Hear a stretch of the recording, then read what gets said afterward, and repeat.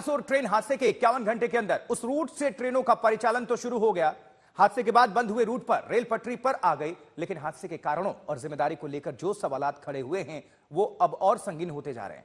वजह यह है कि बालासोर हादसे के पीछे सैबोटाज की आशंका जताई जा रही है। रेलवे तो हादसे के पीछे साजिश की आशंका का पता लगाने के लिए सीबीआई जांच की भी सिफारिश करने जा रही है।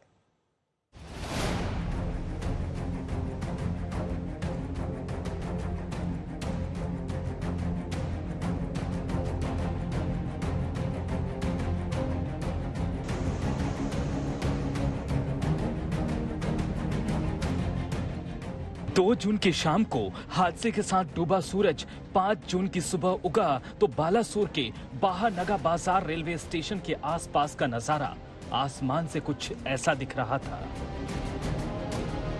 पटरियां साफ कर दी गई थी, सारे मलबे हटाए जा चुके थे। दुर्घटनाग्रस्त हुए एक्सप्रेस की तबाह हुई बोगियों को पटरी से दूर किनारे कर दिया गया था। रेलवे ट्रैक के दोनों ओर हरे रंग के कनातों से हादसे की भयावह तस्वीरें छिपा दी गई थी। मालगाड़ी से लेकर पैसेंजर ट्रेन तक और एक्सप्रेस ट्रेनों से लेकर सुपरफास्ट वंदे भारत ट्रेन तक उसी पटरी से गुजर रहे थे जहां 3 दिन पहले भयानक हादसा हुआ था।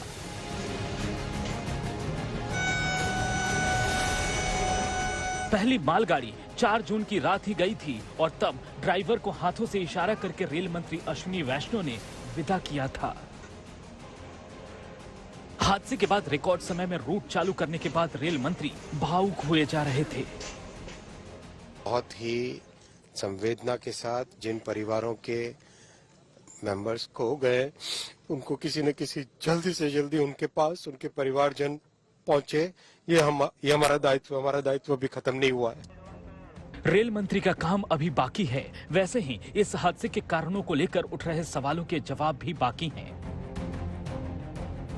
इस हादसे के कारणों को लेकर रेल मंत्री अश्विनी वैष्णव ने रूट कॉज पता लगाने की बात पहले ही कह दी है।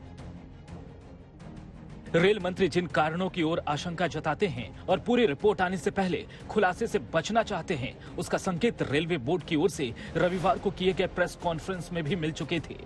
रेलवे बोर्ड का मानना है कि इस हादसे के पीछे सैबोटाज यानी मशीनरी छेड़छाड़ से इनकार नहीं किया जा सकता।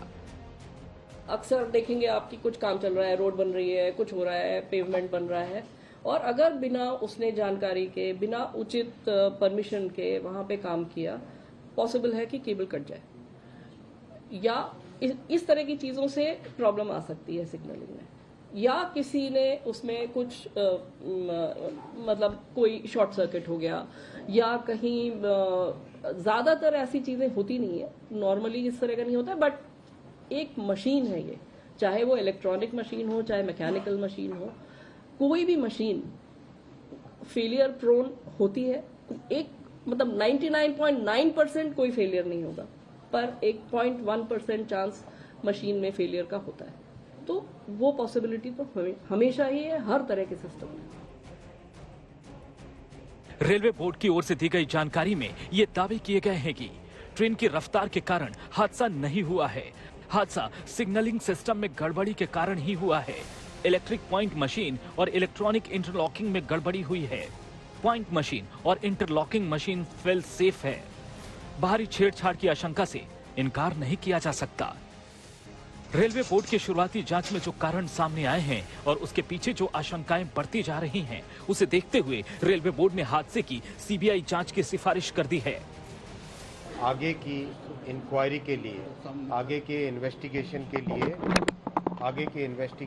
लिए इस केस को, इस पूरे मामले को सीबीआई के पास देने का रेलवे बोर्ड की तरफ से रिकमेंडेशन किया जा रहा है। हालांकि हादसे के बाद से रेल मंत्री को जवाबदेह ठहराते हुए विपक्षी दल रेल मंत्री के इस ऐलान को लेकर भी विरोध जताना शुरू कर चुके हैं। टीएमसी नेता साकेत गोखले ने लिखा, सीबीआई आपराधिक अनुसंधान की एजेंसी है। इसका काम अपराधों का अनुसंधान करना है, रेलवे के हादसों और कमियों की जांच करना नहीं। मोदी सरकार हादसे के पीछे का सच और नाकामी छिपाने के लिए सीबीआई को जांच सौंप रही है। विपक्षी दल लगातार मांग कर रहे हैं कि किसी भी तरह की जांच शुरू करने से पहले रेल मंत्री अश्विनी वैष्णव को इस्तीफा देना चाहिए, फिर जांच होनी चाहिए। छेड़खानी की गई होगी कि अगर लूप लाइन की तरफ से जो है पैनल सेट करने के बाद सिग्नल दिया गया था जो मेन लाइन का, लेकिन उसके बावजूद उससे जो है उसकी अगर छेड़खानी की गई होगी मैनुअली, किसी साबुदाज की अगर बात होती है, तो इन सब चीज़ों के लिए इसकी तफ्तीश में ये जो रूम हो गया है यानी रिले रूम इसकी भूमिका सबसे अहम हो जाती है। इसी कारण से इसको फिलहाल बंद कर दिया गया है। लेकिन तमाम वो चीज़ें साबुताज या फिर तकनीकी खराबी या फिर कोई चूक या फिर मैनुअली इसे डाइवर्ट किया गया था, कोई चेंज किया गया था, इन सब चीज़ों को लेकर अब जो है तफ्तीश जारी है। कैमरा पर्सन शमशुंदर घोष के साथ ऋतिक, आज तक के लिए।